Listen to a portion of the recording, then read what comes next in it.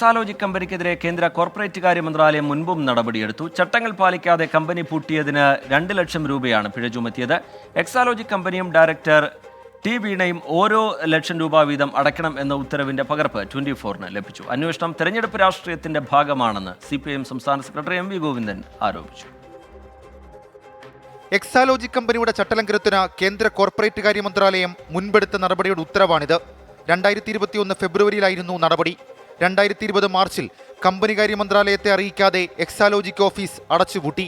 പിന്നാലെ കേന്ദ്ര കോർപ്പറേറ്റ് കാര്യ മന്ത്രാലയം അന്വേഷണം നടത്തി. കോവിഡ് ആയതിനാൽ പൂട്ടിയെന്നായിരുന്നു കമ്പനി വിശദീകരണം. എന്നാൽ ചട്ടങ്ങൾ പാലിക്കാതെയാണ് കമ്പനി പൂട്ടിയതെന്ന് കണ്ടെത്തി. ഇതോടെ 1 ലക്ഷം രൂപ കമ്പനിക്കും 1 ലക്ഷം രൂപ മുഖ്യമന്ത്രിയുടെ മകൾ ടി വീണയ്ക്കും പിഴയിട്ടു. കമ്പനി നഷ്ടത്തിലായിരുന്നുവെന്ന കണക്കുകളാണ് സമർപ്പിച്ചിരുന്നത്.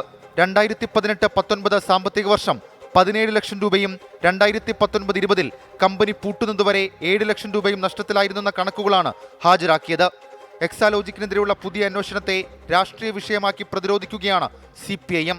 ഇതിപ്പോൾ രാഷ്ട്രീയമായ ഒരു പകപോക്കലിൻ്റെ ഭാഗമായിട്ട് കേന്ദ്ര ഏജൻസികളെ ഉപയോഗപ്പെടുത്തി ഇന്ത്യയിലെ പ്രതിപക്ഷ രാഷ്ട്രീയ പാർട്ടികൾക്കെതിരായിട്ട് കടുത്ത രീതിയിലുള്ള നിലപാടുകൾ സ്വീകരിച്ചുകൊണ്ടിരിക്കുകയാണ്. അതിൽ കോൺഗ്രസ് എടുക്കുന്ന നിലപാടുകൾ സൂക്ഷ്മമായി പരിശോധിച്ചാൽ പല സ്ഥലത്തും നമുക്കെല്ലാം അറിയുന്നത് പോലെ അവസരവാദപരമായ നിലപാടാണ്. കേരളത്തിൽ CPIM-മായി അന്തർധാരയുണ്ടാക്കാനുള്ള BJP ശ്രമത്തിന്റെ ഭാഗമാണ് എക്സാലോജിക്കിനെതിരായ കേസെന്ന് കെ മുരളീധരൻ MPയും കുറ്റപ്പെടുത്തി. അത് കാരണം BJPക്ക് കേരളത്തിൽ MP വേണം. അത് ഒന്നോ രണ്ടോ എന്തായാലും ഒന്നെങ്കിലും വേണമെന്ന് അവർക്ക് നിർബന്ധമാണ്. അതിനവർ ഏത് വൃത്തികെട്ട കളിയും കളിക്കും. അതിൻ്റെ ഭാഗമായി CPIM-മായിട്ടുള്ള ഒരു അന്തർധാരയ്ക്ക് ശ്രമിക്കും.